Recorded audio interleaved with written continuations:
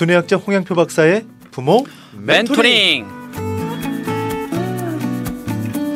매주 이 시간 한국자원의개발연구소 홍양표 박사님 자리해 주십니다. 할렐루야 박사님 안녕하세요. 네, 안녕하세요. 좋은 아침입니다 박사님. 네, 반갑습니다. 우리 극동방송 가족들 특별히 유튜브로도 네. 많은 분들이 다시 보시고 들으시고 공유하시고 저도 우리 웹상에서 검색해 보면요 박사님 팬들이 그렇게 많으시더라고요. 네. 다 아세요 다. 네, 감사합니다. 오늘 다 지난 덕분입니다. 그런 네. 그런 건 아니고요 네. 박사님. 오늘 중요한 것은 하나님께서 네. 우리를 만나게 하신 거 아니겠습니까? 네, 맞습니다. 하나님께서 만나게 하신 목적이 있으실 거고요. 당연하죠. 오늘 극동방송 가족들에게 또 주시고 싶은 그 하나님의 마음이 있다고 생각해요. 단순하게 우리 부모님들 이렇게 교육하세요 이런 수준이 아니라 네. 우리 사랑하는 믿음의 자녀들, 우리 자녀들이 예수 그리스도 안에서 네. 이 시대를 선도해 갈 수 있는 네. 특별히 오늘은 양심 있는 자녀가 되면 좋겠다. 네. 지난주에 이어서 그 양심에 대한 이야기 오늘 해보면 좋을 것 네, 같아요. 지난번에 너무 무겁게 가서 댓글에도 그렇죠. 참 많은 분들이 올라왔는데 네. 너무 시작도 한번 그렇게 해보려고 그래요. 송 PD님은 그 자녀를 예. 신앙 안에서 잘 키우고 계신가요? 신앙 안에서. 신앙 안에서 그냥 잘 키우고 계신가요가 아니라 네. 신앙 안에서. 신앙 안에서 키운다고 키우는데 이게 잘 키우는지 잘 모르겠어요. 하나님의 은혜가 너무 필요한. 네. 많은 우리 크리스찬들이 먼저 선행돼야 될 게 뭐냐면 크리스찬들 자녀가 잘못되면 전도하는데 큰 걸림돌이 돼요. 그렇죠. 그렇잖아요. 예. 뭐 전도하려면 너나 잘해라. 너는 자녀는 그렇죠. 그런데 우리가 보통 이제 설교 시간에 목사님이나 이 말씀 통해서도 신앙으로 잘 키워라. 자, 이런 얘기를 해요. 근데 과연 가정에 많은 분들이 신앙으로 잘 키우고 있느냐라고 했을 때 그 뭘 갖고 신앙으로 잘 키우냐라고 하는 뭐 기도를 열심히 하는 거냐. 자, 어떻게 하냐는 거예요.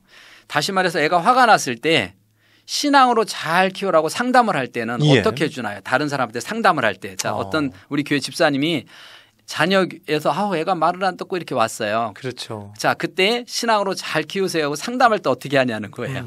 자, 따뜻하게 해주고 뭐 네. 커피도 주고 그렇죠. 어떠냐고 물어보고. 네, 자녀를 위해서 기도해주고 손잡고 함께 예배도 드려주고. 예. 근데 현실은 그게 아니라는 거예요. 우리 집으로 오면. 네, 집에 가면 신앙으로는 빠지고 잘 키우려고만 노력하다 보니까 욕심이 앞서는 거예요. 그래서 화가 나면 소리 지르고 잔소리하고 그러면 신앙 아닌 사람하고 다른 게 뭐가 있냐는 거예요. 그러다 보니까 우리가 신앙에서도 자녀 교육에 위기를 맞는 시대가 됐어요. 그래서 항상 제가 얘기했지만 이 자녀를 내 거라고 생각하는 욕심을 갖게 되면 망가지거든요. 그럼 어떻게 돼요? 잘하게 만들 거 아니에요. 그래서 이제 너는 잘해야 돼. 근데 우선 보이는 게 뭐예요? 공부예요. 그래서 가장 위기 아이는 어떤 애냐? 공부나 해. 넌 공부나 해. 이게 얼마나 위험한 단어인지를 곱씹어 보면요. 소름 끼치는 단어입니다. 너 그냥 공부나 해. 공부 잘해. 공부해. 엄마 뭐 해? 엄마 아빠 뭐 해? 내가 뭐 도와줄까? 뭐라 그래요? 너 공부나 해. 네. 우리 어릴 적에는요. 전 생각이 학교 갔다 와서 숙제부터 해야 되는데 그렇죠. 부모님이나 어머니가 어떤 일을 하고 계세요. 그러면 이 뒤통수가 땡겨서 이걸 하고 앉아 있을 수가 없는 거예요. 그 일을 좀 도와드려야 되는데. 네, 우선순위가 공부가 아니라는 거예요. 우선순위가 부모를 도와드리는 게 우선순위고 그걸 도와드리고 나면 시간이 좀 없지만 그래도 그 다음에 숙제를 하면 마음이 편안하다는 거예요. 그게 뭐냐면 그리고 부모님도 바쁘시면 그래 얼른 가서 아빠 도와드려. 할머니 도와드려. 어머니 도와드리고 해. 이렇게 교육을 했단 말이에요. 그러면은 할 수 없이라도 갔단 말이에요. 할 수 없이라도 갔어요. 제가 동시가 하나 갑자기 기억이 나네요. 어떤 건데요? 영희야 흰머리 좀 뽑아라. 할 수 없이 엄마 머리맡에 앉는다. 이마에 깊이 패인 주름살, 까만 기미, 엄마에게 효도해라 하는 신호등인가? 자, 엄마 머리맡에 앉았을 때 양심이 있는 아이가 쓴 동시 같아요. 그러네요. 그렇지 않나요?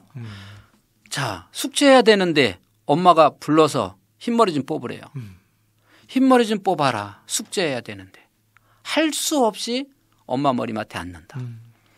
물끄러미 바라다 본 엄마 얼굴에 이마에는 깊이 패인 주름살, 얼굴에 까만 기미, 효도해라 하는 신호등이 아닌가. 이 아이는 비록 초등학생이지만 이 아이는 충분히 그 부모가 아이에게 양심을 넣어준 아이란 말이에요. 양심을 넣어준 교육을 했네요. 그렇죠. 그러니까 이 아이 마음속에 있는 게 글로 아름답게 이렇게 나올 수가 있다는 거예요. 그러니까 우리가 지금 다시 말해서 이렇게 이 아이는 어떠한 일이 있어도 이 동시 지은 아이를 보면 얘는 어떠한 일이 있어도 양심 없는 행동을 하지 않겠다라고 하는 우리가 볼 수가 있다는 거죠. 아까 전 박사님 말씀드리면서 공부나 해 그 말이 이제 확실하게 알았어요. 양심을 없게 만드는 말 중에 대표적인 그렇죠. 말이네. 그런데 어느 날부터 아이들이 엄마 아빠 돕는 것보다 친구 돕는 것보다 더 중요한 게 공부라고 각인을 시키기 시작했다는 거예요. 이 세대예요. 그 세대가 어느 세대냐? 둘 만나 잘 키우자 세대예요. 그 세대가 부모가 됐어요. 자, 이 세대부터 우리가 뭔가를 놓치기 시작했다는 걸 우리는 알아야 돼요. 뭘 놓쳤어요? 배려하고 양보하고 돕는 걸 놓쳤어요.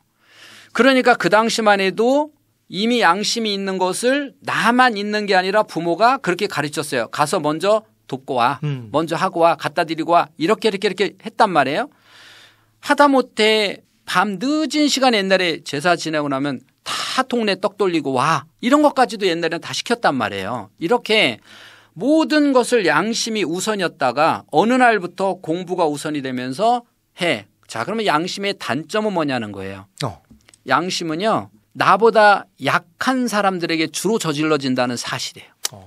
나보다 강한 사람에게 대드는 건 정의롭잖아요. 근데 안타깝게도 동물이요. 힘이 없잖아요. 힘이 없는 동물을 가두어 놓고 처절하게 또 우리가 왜 동물 이런 TV 많이 나오잖아요. 그렇게 하면서 이 사람은 양심이 없으니까 미안하다는 생각보다는 거기서 희열을 느낀다는 거예요. 얼마나 위험합니까? 나보다 약한 자들에게 이루어지는 것이 주로 양심이에요. 두 번째, 사람이 안 볼 때. 우리가 조그만 양심 없는 사람은요. 길거리 가다 휴지 버려요. 아직도 창문 열고 담배꽁초 밖에 버려요. 이런 작은 것부터 큰 것까지가 공통적 특징이 힘이 없는 사람에게 이루어지는 것. 그래서 더 이게 취약한 거예요. 보이지 않는 곳에서 이루어지는 것. 이러한 부분이 위험하다는 거죠. 그래서 우리가 철저하게 어려서부터 양심 있는 교육을 끌어가야 되는데 그러면 첫째, 자, 어떻게 하면 양심 있는 교육, 양심 있는 아이, 양심 있는 세상을 만들 수 있느냐에서 첫 번째는 서열입니다. 서열을 정하라? 서열. 네. 예를 들어서 서열이라고 하는 거는 나하고 가장 작게는 누나나 오빠나 이렇게 서열. 이 서열이 깨지기 시작하면은 여기서부터 금이 가는 거예요. 그다음 부부의 서열. 부부의 서열이 분명히 있거든요. 그 서열이 깨졌을 때 그러면 아이는 내가 누나를 이긴다. 자, 이걸 근본적으로 볼게요. 누나 이긴다? 그러면 누나보다 내가 더 많이 먹을 거야? 적게 먹을 거야? 어떻게 생각하겠어요? 내가 누나도 이길 거야. 많이 먹어야죠. 많이 먹어야죠. 자, 내가 그러면은 엄마도 이겨. 엄마도 이기면 엄마보다 내가 어떻게 돼? 더 많이 가져야죠. 이런 것들이 어렸을 때 채워지면 이게 커서도 그 뇌는 안 바뀐단 말이에요. 그러니까 어려서부터 철저하게 서열이 깨지면 가장 기본적으로 양심이 안 만들어진다는 거예요. 그래서 우리는 아무것도 아닌 서열이 그렇게 중요한 거고요. 우리가 흔히 웃으면서 얘기하면 조폭들 서열이 어때요? 확실하죠. 확실하죠. 그래서 그 단체가 그나마 그 단체 아무것도 없어요. 실체가. 그런데도 돌아가는 게 서열이에요. 이렇게 우리 가정에서부터 서열이 정해지지 않으면 내가 아주 작은 누나보다 누나가 2개 먹으면 내가 하나 먹어야 되는데 누나 하나 먹을 때 내가 2개 먹으려 하는 애들은 사회에서 직장에서 어디 가든 얘는 다른 사람보다 내가 더 많이 가져야 돼요. 그럼 결국은 내가 2개 가질 때 상대는 하나밖에 못 갖는 양심 없는 기본이 만들어진다는 거죠. 그래서 이렇게 아이들에게 어려서부터 우리 가정은 제일 먼저 양심 있는 애로 만들고 있느냐 없느냐 보면 아이들끼리 서열이 정해져 있나 보라는 거예요. 예. 또 하나 문제 있는 청소년 아이들 공통적 특징이 뭔지 아십니까? 어떤 건데요? 엄마 말을 무시해요. 즉 부모보다 서열이 높아요. 언제부터? 어려서부터. 그러니까 부모 알기를 우습게 알고 더 큰 일은 뭐냐면 엄마가 애한테 벌벌벌벌 기어요. 애가 부모님한테 무서워서 잘못했으면 벌벌벌 기어야 되는데 애가 잘못해놓고 애는 당당하고 부모가 너 왜 그러니 하고 애한테 사정을 하고 다녀요. 근데 이 아이가 이미 청소년이기 때문에 둘이 싸우면 엄마하고 청소년인 얘하고 싸우면 누가 이겨요? 청소년이. 이기죠. 이제 양심이 없으면 힘이에요. 그러니까 학교에 가서 선생님 나 누가 더 힘이 세요? 여선생님보다 내가 더 힘이 세죠. 그러면 난 힘으로 해보는 거예요. 뭐가 없으면 양심이 없으면. 그러니까 결국은 우리 가정에서 가장 먼저 점검해야 될 사항이 뭐냐면 아주 간단해요. 내가 좀 잘 키우고 있냐? 우리 집 애들 서열이 정해져 있나 보라는 거예요. 먹을 걸 줬을 때 큰 애가 2개 갖고 작은 애가 1가를 갖는지 보라는 거예요. 이게 정해져 있지 않으면 이거부터 바로 잡는 게 양심의 첫 번째다 이렇게 보시면 됩니다. 자, 오늘 부모 멘토링 벌써 매제될 시간이 됐는데요. 여러분 어떻게 들으셨습니까? 묵직하게 들으시면서도 그러나 우리 박사님의 진심 어린 또 말씀이 아마 한마디 한마디 여러분에게 다가왔을 것 같고요.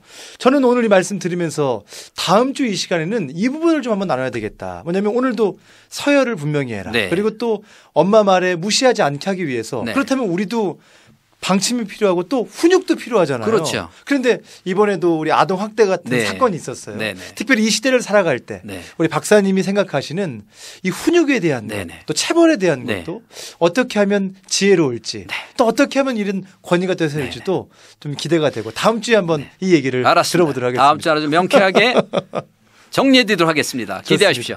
홍양표 박사님의 부모 멘토 지금까지 한국좌원의 개발연구소 홍 박사님과 같이 했습니다. 고맙습니다. 네, 다음 주에 뵙겠습니다. 네, 오늘 여러분 말씀 들으시면서 어떠셨습니까? 양심을 만들어주는 교육을 하고 있는지 아니면 양심을 잃게 만드는 교육을 하고 있는지 오늘 이 아침 또 하나님께서 주시는 마음이라고 생각합니다. 우리 믿음의 부모님들이 극동방송 부모 멘토링 함께하고 있습니다. 많은 분들에게 공유해 주시고요. 어떻게 하냐고요? 샵 1069번 단문 50원 장문 100원의 유료 문자로 부모라고 문자를 보내시면 되겠고 또 오늘 유튜브 상에서 여러분 좋은 아침입니다 검색하시면 부모 멘토링이 올라가 있습니다. 또 많이 링크를 공유해 주시기를 바랍니다. 5분을 추첨해서 엄마가 행복해지는 뇌습관 홍 박사님의 책 선물 전해드리겠고요. 또 이런 내용들 추가적인 설명들은 또 홍양표 박사의 인간 수업 유튜브 사이트도 있습니다. 여러분이 참고하시면 좋을 것 같아요. 지금 참여하시면 되겠습니다.